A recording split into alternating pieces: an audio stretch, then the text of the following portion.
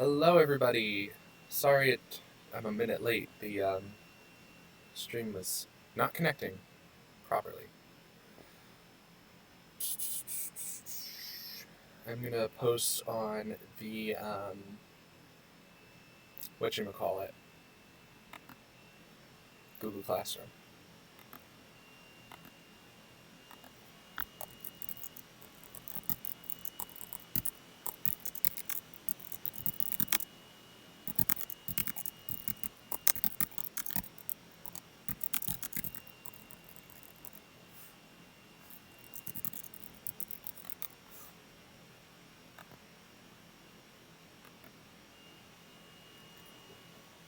Hello, Mr. Roebuck.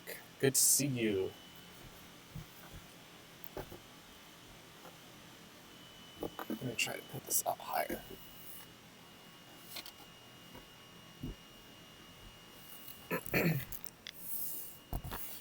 Let's see if this works.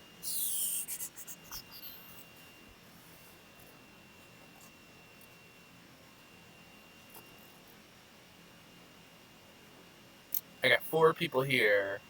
If you could please identify yourself, I'd be very grateful.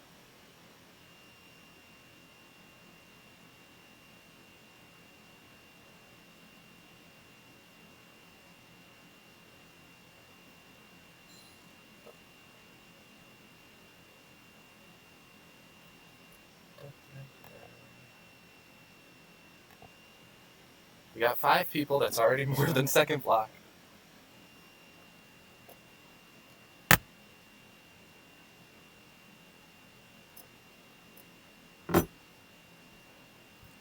So feel free to ask your questions or comments. I'll still give people a couple minutes before we start. Hey Chris, how are you? Just to give people some time to find the video. They should be able to find it from the thing I posted on Monday, but hopefully they'll find it. So again, feel free to say a comment or question, but make sure you identify yourself the first time you say something. Hey Emily, hey Mia.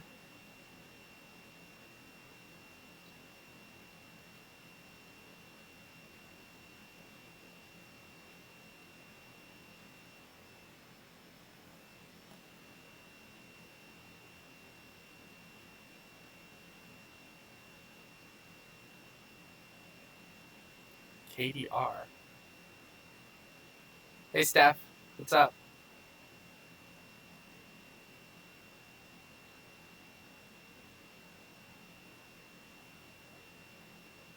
How'd you guys like the lecture from yesterday? Was it? I know it was kind of long. The future ones won't be that long, but I needed to say that stuff from the district. Hey Lucas, how are you? So if you guys want to start saying your comments and questions, please do, and I will start answering right away.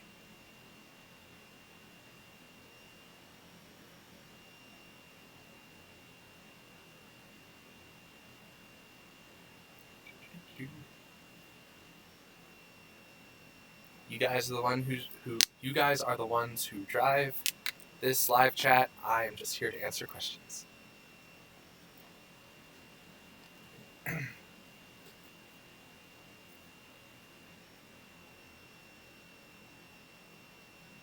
Yeah, tomorrow, next Tuesday will be much shorter. There was a lot of information to get through. Thank you, Mia. Thank you, Mr. Roebuck. And Steph, thank you. Yes, very long. Yeah. Yeah, but hopefully most of the stuff that we were going over, you had either heard of before or remembered from World War I. So some of it was review, but most of the material was brand new. But it paralleled how much time I usually spend lecturing each day, so once a week isn't too bad. So, share your questions and comments with me so I can start answering them and talking about them.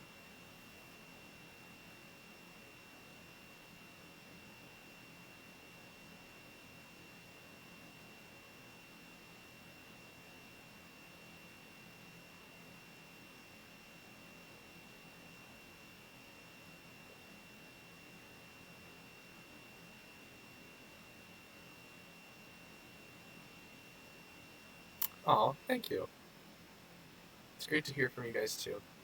Alright, Mr. Roebuck's question. Can you explain how vital U.S. production was during World War II and why it was a production miracle? So, the rate at which the United States was producing weapons, tanks, materials, bullets, guns, all of that stuff, the rate by which they were being produced was astronomical. It was a miracle because we needed the stuff, but it was so incredible because of how quickly things were being created, how quickly we were manufacturing um, these weapons, tanks, planes. You could get an airplane or a bomber or a tank.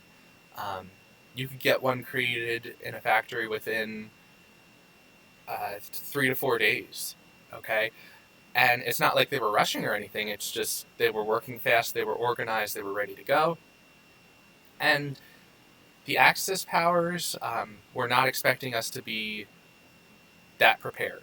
They weren't expecting us to be able to actually jump right in and start fighting because they thought we would need much more time to produce, and that way they could take down Britain while we were still producing. However, we produced at a rate that was so quick and so um, effective that really it's one of the reasons why we survived the war, because had Germany had more time, they would have taken down Great Britain. Japan would have kept expanding. Okay, a big chunk of our fleet was destroyed at Pearl Harbor. So when we start creating these Liberty ships, these battleships, manufacturing tanks and guns and planes, it's just a miracle that we were able to put stuff together so quickly. Okay. Another thing was that the government, just like what's happening today, there's bourbon uh, plants in Kentucky today that are changing their processes to make hand sanitizer. General Motors is trying to change their factories to make, I can't remember what they're making it. I don't think it's hand sanitizer, but it might be gloves or ventilators or something like. I think it's ventilators. Um, but the big idea is that these companies that are created for profit and create specific things are now changing to address the national crisis. So, what's happening is you have a lot of places, like some of Henry Ford's factories, they would shut down and reopen and make bombing planes. Okay, instead of making automobiles, they'd be making planes that could drop bombs and destroy things. Okay, different lipstick was a big one. Lipstick container factories, they would change into bullet factories because the materials that they used for lipstick holders, whatever they're called, I don't know. I don't wear lipstick, so I wouldn't know. Whatever those containers are called that holds the actual lipstick, the tube, um, that material was used to make bullets. So some lipstick factories were repurposed to make bullets with nylon stockings. Nylon stockings stopped being made, okay, because they were using the nylon for other purposes for the military. They were being rationed. So a lot of these different factories that were created for totally different purposes change what they're doing and how they're running their companies to help deal with this national crisis. So it was a production miracle because of how quickly the United States was able to switch gears and immediately start producing things that most of the companies never thought they would have to produce. Okay, what lipstick companies thinks they're going to start creating bullets? You know, so it's very, very interesting how 9066 affected everybody. So that executive order from FDR basically said all Japanese Americans are to go into camps, specifically from the West Coast, so like California, Oregon, Nevada, Washington, New Mexico, all of those places. All of the Japanese Americans who live there have to be moved inland to camps, internment camps they call them, which were in the middle of nowhere. So like places like Kansas, Oklahoma, further places deeper into Colorado and Nevada, Utah. These big states that have a lot of open land where people aren't necessarily going to stumble across an internment camp. The executive order said, let's take all of these Japanese Americans and move them deeper inland. Why would they move them deeper inland? They wanted to move them because the West Coast was closer to Japan. They said, if the Japanese invade, we don't need these Japanese Americans who were American citizens who might be sympathetic to the Japanese fight or cause to betray us in the middle of our darkest hours when we're fighting. If the Japanese hit the mainland, we don't need Japanese Americans to be traitors. Like, we don't need it, right? So they said, let's take everybody and move them in. And in doing this, the Japanese Americans had 48 hours to pack up their stuff, sell their businesses, sell their homes, liquidate their goods and personal effects and items. So sell them, get rid of them, because you have 48 hours, and in 48 hours you are going to this internment camp. You have to leave your life behind. So, to answer your question, Steph, the way that Executive Order 9066 affected everybody was it really made a statement. It showed that America was still in this state of believing race was the be-all, end-all for the way that people make decisions, the way that people live, right? So just because I'm just because I'm a Japanese American, still a citizen, speak full English, don't have an accent, don't speak Japanese, maybe I've been here for a couple generations, just because I look Japanese must mean that to some degree I could be sympathetic to Japan. So it shows how much of a reliance the government, the people of the 1930s and 40s, and put on race, So if we're willing to do this to protect ourselves, the white people, okay, then what else are we willing to do? Okay? We got to make sure that we're safe. The white Americans have to be safe. We can't take chances with the Japanese. And the way that people tried to justify this was, well, these internment camps aren't physically hurting them. We're not just executing them. We're not killing them. We're not kicking them out of the country. We're just moving them away so that nothing happens. And so a lot of Americans would try to justify this and really try to say, yeah, it's not totally bad because it's really not hurting them. It's just corralling them and keeping them somewhere safe. So it affected the United States because people were moved, people lost businesses, people were... it was just a horrible, horrible time. Mr. Roebuck, yes, totally cool. The Germans and Japanese could sink a ship, and we had 4 more ready to replace them. That's very true. Lucas, did factories like Ford stop building cars to produce just for the war? So, no. It wasn't all factories. Like, not all factories shut down and said, oh, everything's going towards the war. They still had factories that would make cars, but a portion of the Ford factories were repurposed to make these weapons, to make these airplanes, these bombers. So what these companies would do is they would say, yeah, we will help with the war effort as long as, you pay us, first of all, as long as you provide the material, and as long as we get recognition for doing this. So, yeah, we'll take a hit with our production of the things that we normally create and some money that we could be making. We'll take a hit there, but we're willing to help and repurpose some of our factories. So to answer your questions, not all Ford factories closed and not all factories in the country were repurposed for the war effort. People still needed things like cars and um, lipstick and all that kind of stuff. Okay, so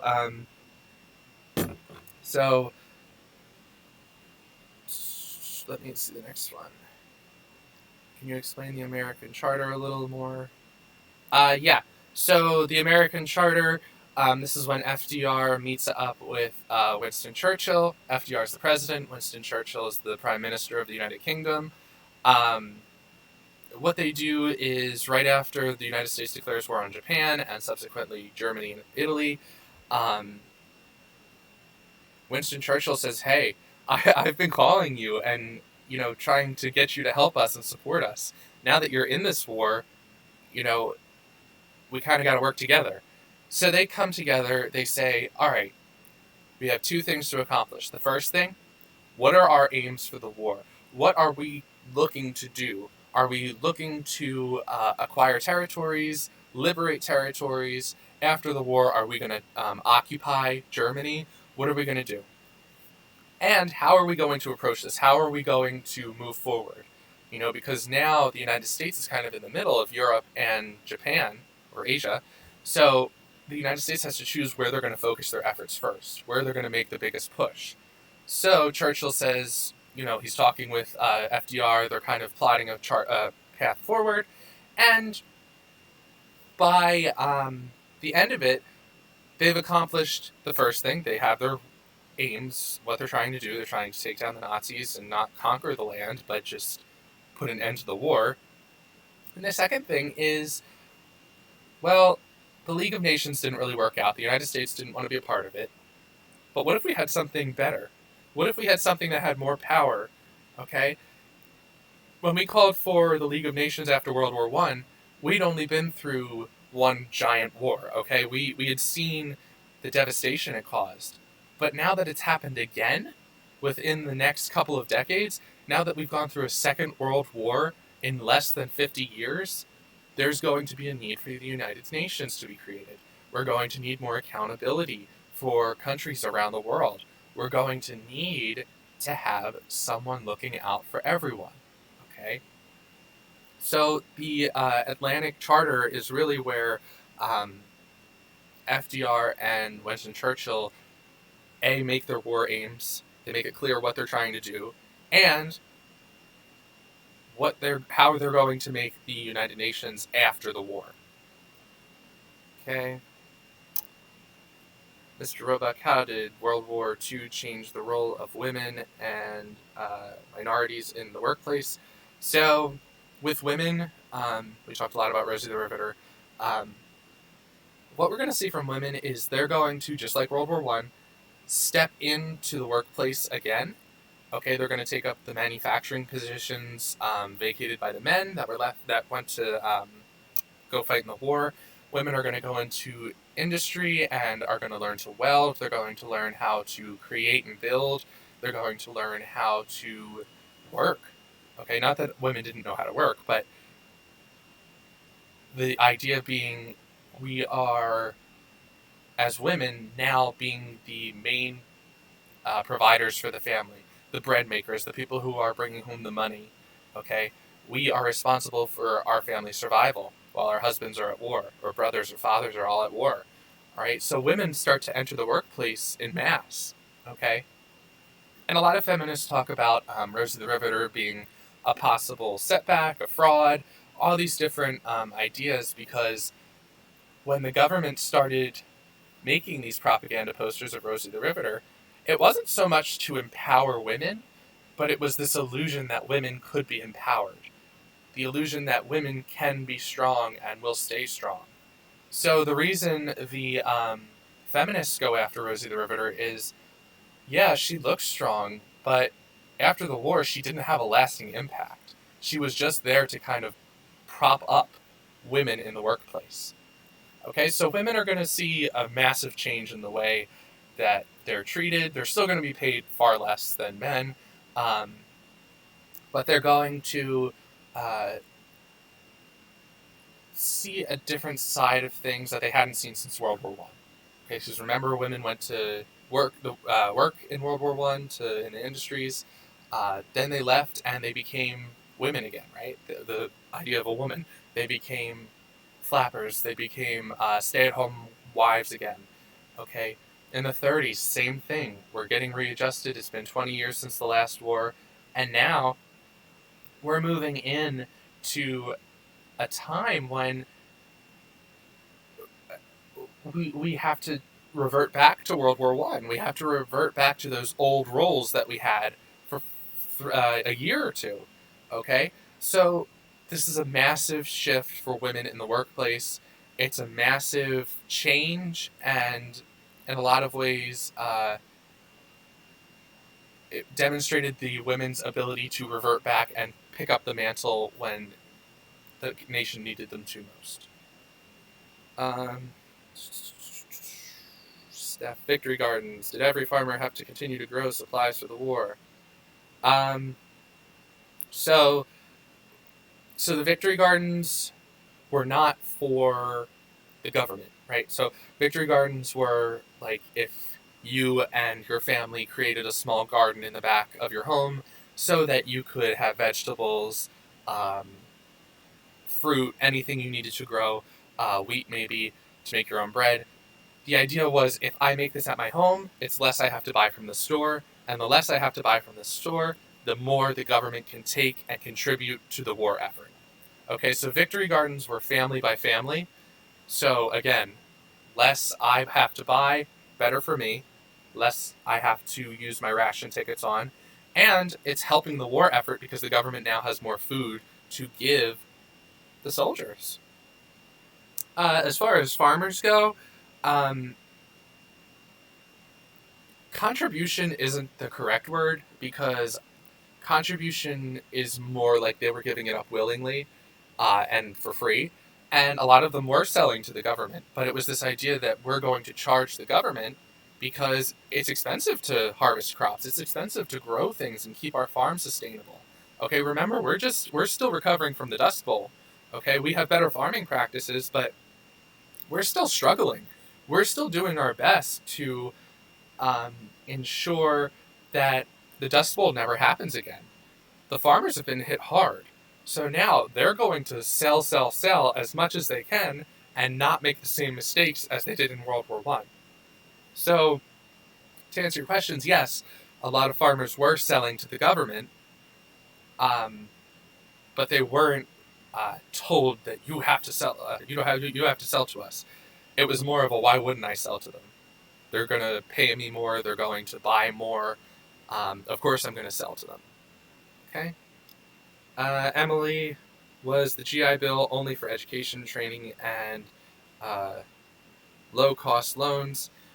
Those were the big things. The idea of the GI Bill was like, we're going to try to give as many benefits as we can to our soldiers. Um, because remember, World War One, we had remember the bonus army that marched on Washington. Remember, they wanted that bill passed so that they could get paid, they could get their benefits, uh, they could get their fair share for what they contributed to the war effort. So the GI Bill is another way to kind of incentivize being a soldier, another way to thank the soldiers for what they've done and the struggles they've faced, the things they've had to give up. Um, so the GI Bill was very important for the soldiers because it was a way to help them transition back into American life.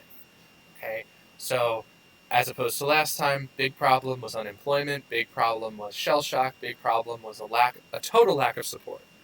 What the GI Bill is going to do, it's going to come in and support the soldiers to a degree.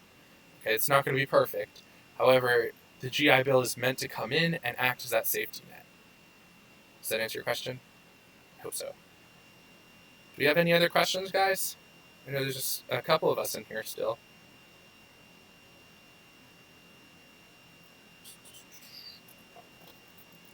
Great question so far, guys. Awesome.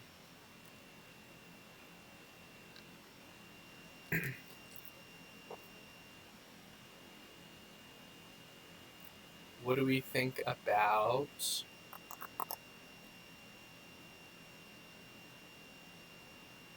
what do we think about FDR, his leadership? I got a good question from a student in Block 2. She had asked, uh, why didn't the people stop FDR from putting Japanese Americans in internment camps? And my answer to her was, well, there was really nothing they could do. People did speak out against them. People did fight back. People did rally against the government. However, after, and Steph just said it, perfect, after Korematsu versus the United States, when the Supreme Court says, yeah, the government's allowed to do this, you know, once the Supreme Court says that, there's really nothing people can do. People can't, sue the government anymore because the Supreme Court says they have the right to do that. They said we're at a time of war, the government's allowed to put people in internment camps and do as they see fit. Okay, so there's really not much people could do to fight against FDR or fight against the government or fight against internment camps. Okay, and it's not like, and I'm sure people are thinking, well, why can't they just go in, sneak in and take pictures and release it to the press and cause a national uproar? First of all, these camps were guarded by armed guards, okay, by the military. It wasn't just like they threw a bunch of people in a gated community and left. No, this was like a prison, right? So that's the first problem. So people can't sneak in and out and take pictures and report on the situation. The other part is that a lot of Americans agreed with these internment camps. Hey, the government's trying to keep me safe. Why would I, fight back against that? They're not being executed, and,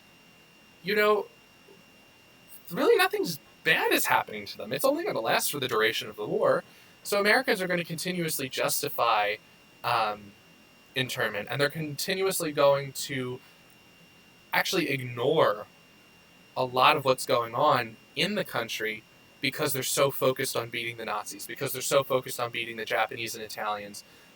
They are trying to look for the defense of the United States, and they want the United States to succeed.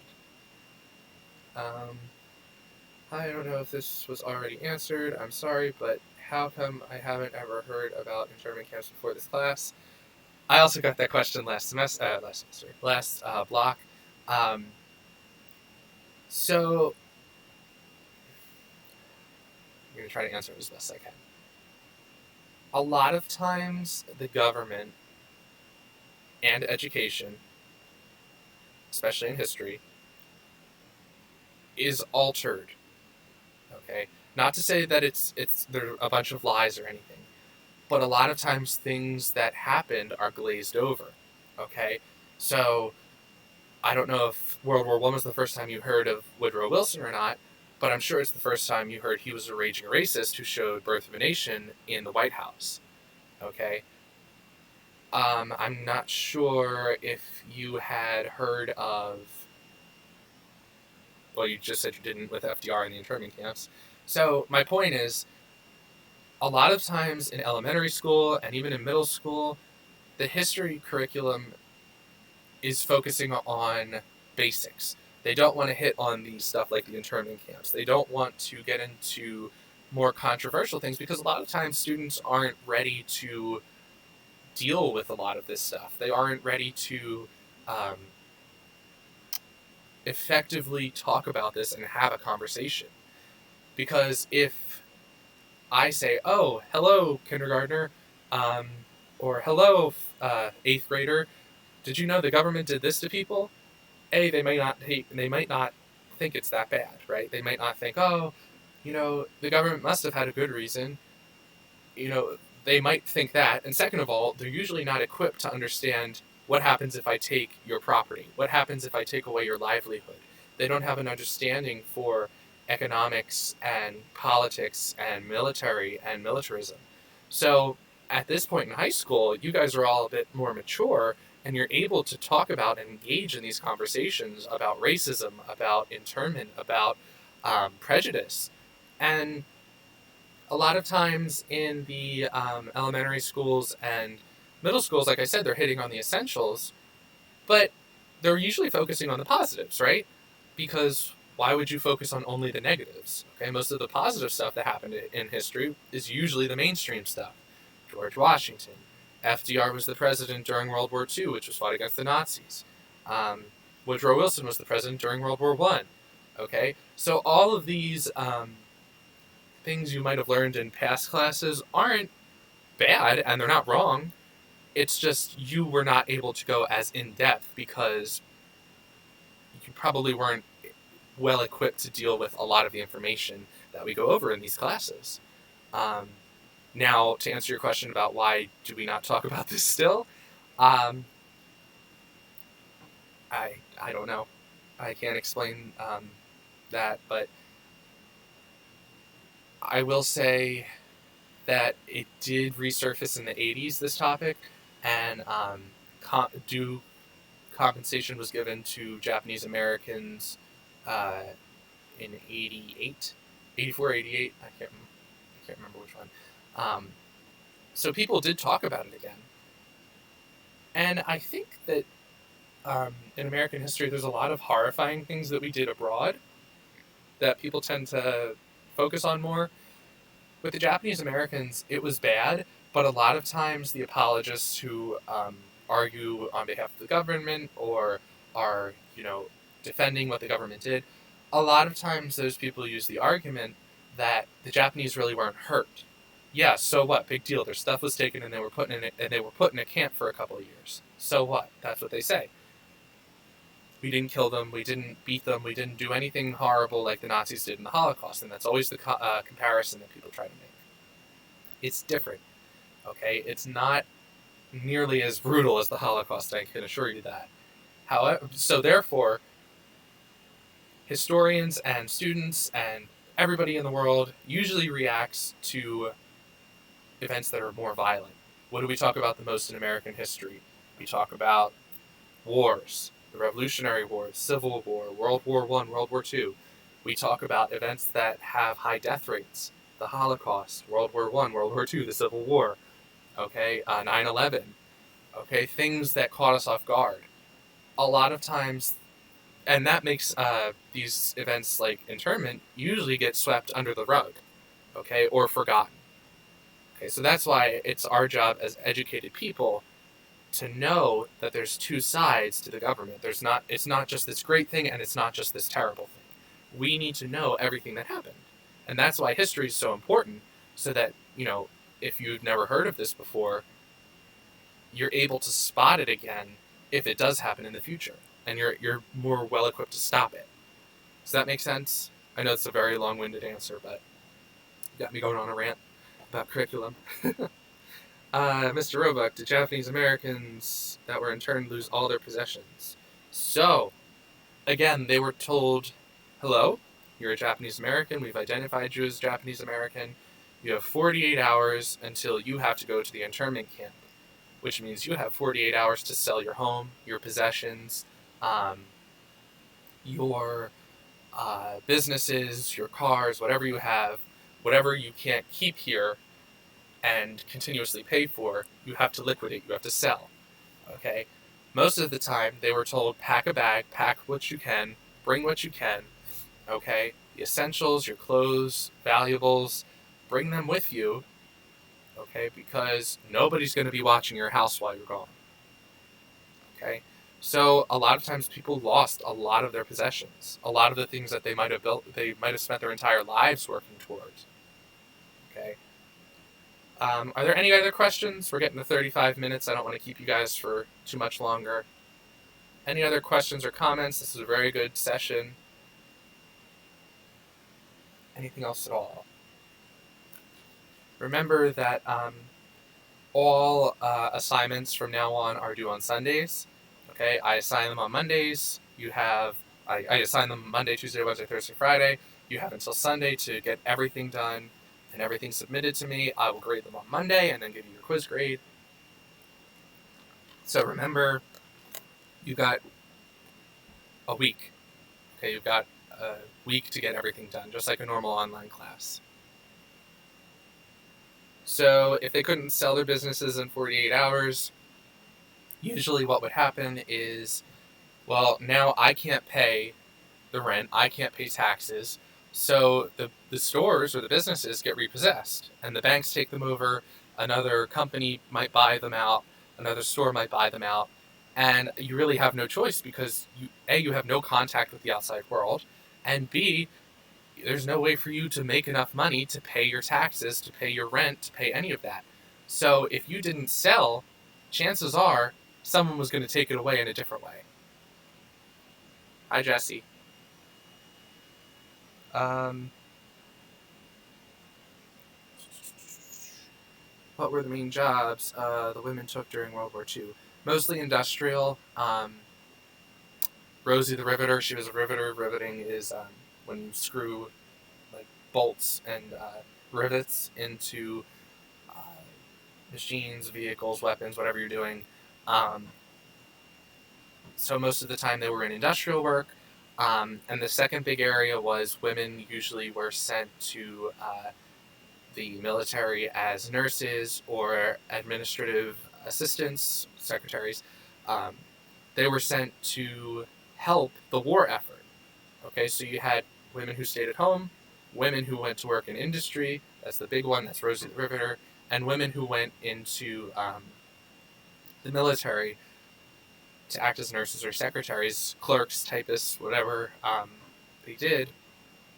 And those were the big jobs for women back then. When the soldiers came back, did women get fired from their jobs? Usually they either got fired, laid off, or they left. Okay, because if my husband comes home, then why would I continue to work? Okay, we don't really need the money. I could be home watching the kids. And a lot of companies said, hey, women, why don't you just quit because the men are back and the men should take your jobs, right? It's not fair that we only needed you to take the jobs for the war, right? That's the only reason we asked you to come here. We didn't ask you to come here because we thought that you were the greatest workers. Okay, so some women, a good amount of women, would be fired and replaced with the men who came back.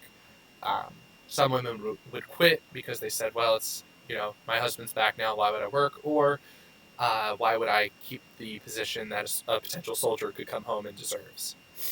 Okay? Very interesting time for women. Any other questions?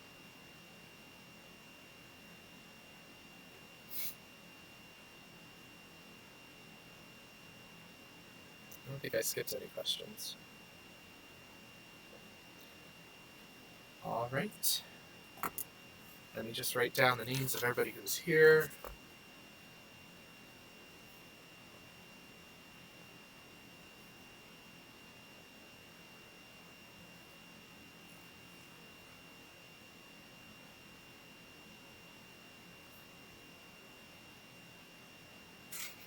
Okay. Well, have a great day. Be safe. Wash your hands. Cover your mouth. If you need anything from Mr. Roebuck or myself, please email us. We're doing our best to keep up, answering questions. I hope that everything is well with your family. I hope that you are navigating this and are able to adjust to online learning. Thank you for coming on today. I appreciate it, and I hope more people will join us in the future. Have a great day. This is all you need to do for me today besides answer the daily question. You get a point for that and 2 points for this. Yeah. So thank you again, and have a great day.